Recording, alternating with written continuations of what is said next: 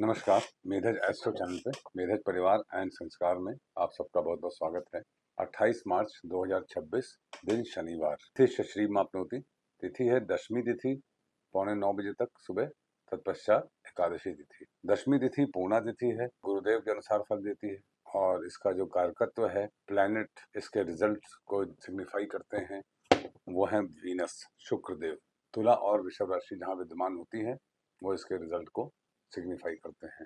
दशमी तिथि के स्वामी हैं यमराज और शनिवार के दिन ये अमृत योग बनाती है। मगर एकादशी तिथि जो कि 9 बजे के बाद लगेगी, वो कोई विशेष योग नहीं बनाती है शनिवार के दिन।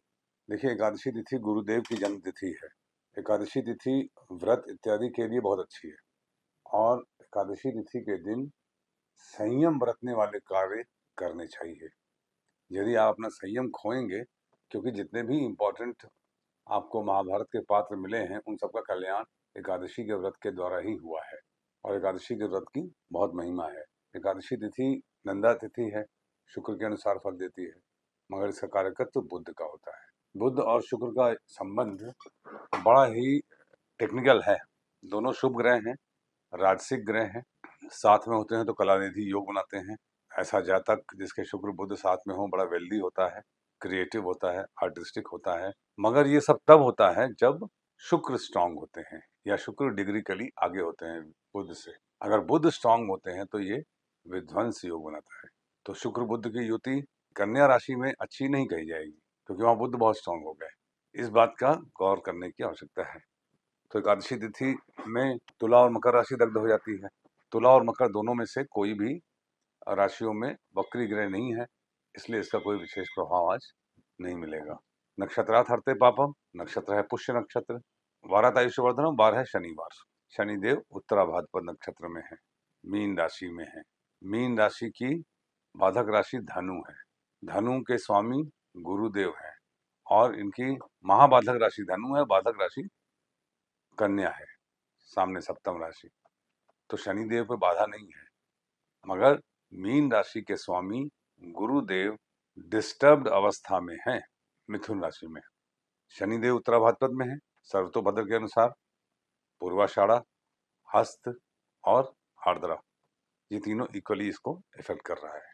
शनिदेव उत्तरा भाद्रपद में पुरानी चीजों को खत्म करके नए जीवन की शुरुआत करा रहे हैं, आपको रियलिटी से सामना कराएंगे। देखिए, शनि और गुरु का संबंध ही हम लोगों के जीवन में डायरेक्शन है। शनिदेव धर्म है, कर्म है और गुरुदेव धर्म है। जो आपको मिलता है, अच्छी चीजें होती हैं वो धर्म के अनुसार होती हैं, मगर धर्म गवर्न होता है कर्म से। आप अपनी कुंडली में देख लीजिए, शनि जहाँ पे हैं वो आपका कर्म दर्शाएंगे और उस कर्म से मिलने वाला जो फल है वो गुरुदेव दर्शाएंगे। दोनों की कॉमन दृष्टि यहाँ पे है। जैसे वर्तमान में शनिदेव मीन में है और गुरुदेव मिथुन में है, तो दोनों की कॉमन दृष्टि धनु राशि में है। गुरुदेव की सप्तम दृष्टि और शनिदेव की दसम दृष्टि। शनिदेव की दृष्टि तीसरे, सातवें, 10वें भाव में होती है, गुरुदेव की दृष्टि 5वें, 7वें, 9वें में होती है। तो ये भाव आप जोड़िएगा, जो भी कॉमन आएगा वो ही है ईश्वर का इशारा। सारी घटनाएं उसी के आसपास होंगी, उसी के रेट्रोस्पेक्ट में होंगी, ये आप जरूर गौर कीजिएगा।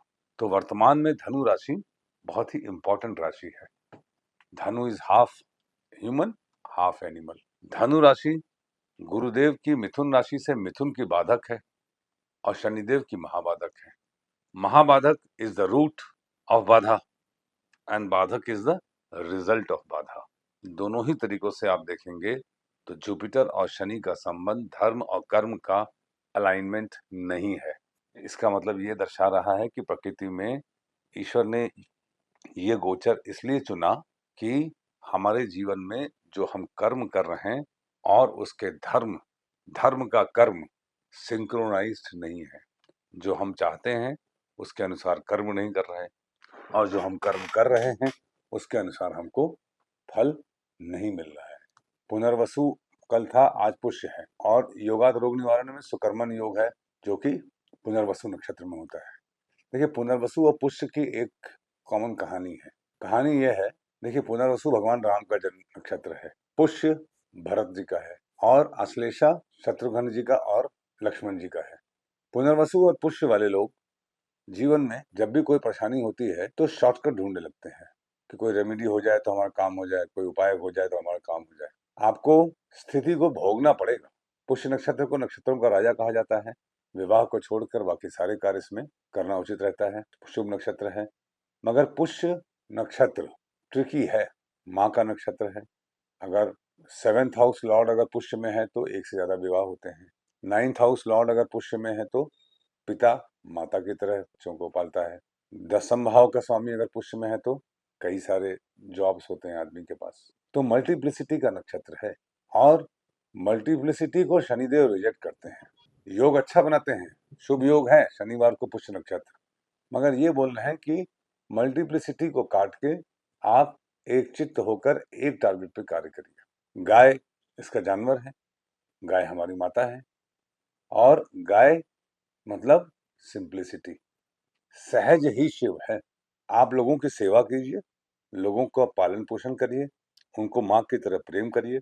ये पुष्य नक्षत्र का संदेश है। जब पुष्य नक्षत्र होता है तो साथ साथ पूर्वा, फाल्गुनी, ज्येष्ठा और शतभिषा भी जागृत हो जाता है। इनमें कोई प्लेनेट अगर आपकी कुंडली में हो तो वो आज के दिन इक्वली इफेक्टिव होगा। योगात रोग निवारणम, योग है सुकर्मन योग। सुकर्मन योग बहुत अच्छा योग है, पुनर्वसु नक्षत्र में होता है। देखिए, सुकर्मन योग पुनर्वसु नक्षत्र में है, तो पुनर्वसु नक्षत्र का एक ट्रेड है बिल्ली। बिल्ली की खास बात क्या है, जो बिल्ली के बच्चे हैं वो अपनी माँ से अलाइन नहीं होते। अगर उनको कोई तकलीफ है तो बैठे बैठे रोते रहेंगे, मगर माँ कहीं जाएगी पीछे पीछे नहीं जाएंगे। वो सोचेंगे बैठे बैठे मेरी प्रॉब्लम सॉल्व हो जाए। तो सुकर्मन योग होता है सुंदर कर्म।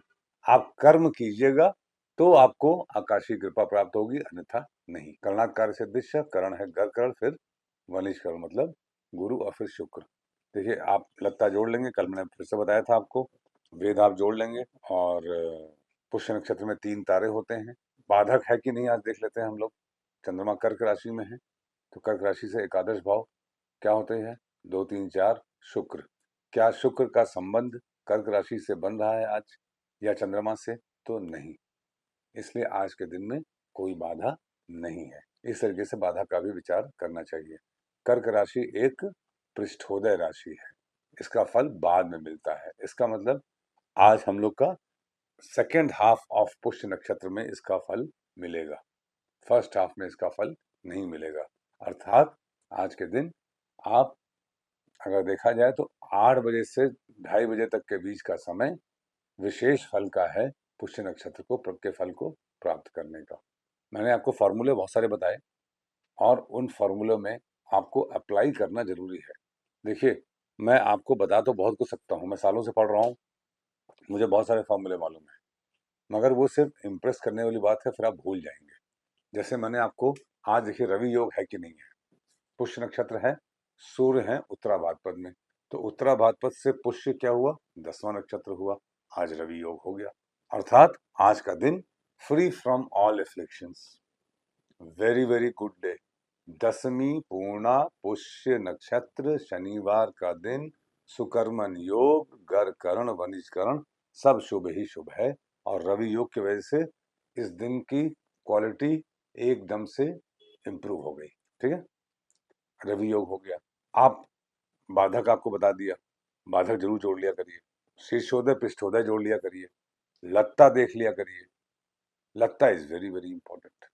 लत्ता का रिजल्ट तो आपको डायरेक्ट सामने दिख जाएगा अगर आप सारे ग्रहों की लत्ता को जोड़ लेंगे तो। और ये पूरा जितने मैंने फॉर्मूले बताए हैं, इन सबको जोड़ने में आपको 5 से 7 मिनट लगेगा। 5 से 7 मिनट सुबह अगर डायरी में आप पंचांग ये वीडियो सुनकर लिख लेंगे और कमेंट पे ही लिख देंगे तो सबके काम आ जाएगा। सब लोग एक दूसरे का कमेंट देख लेंगे।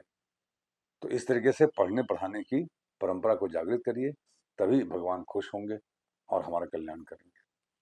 कोई भी शॉर्टकट तरीका नहीं होता है हमारे रातों रात भाग्य को बदल देने के लिए। घर से बाहर निकलने से पहले अदरक खा के निकलिए, आपका दिन शुभ होगा। Thank you very much.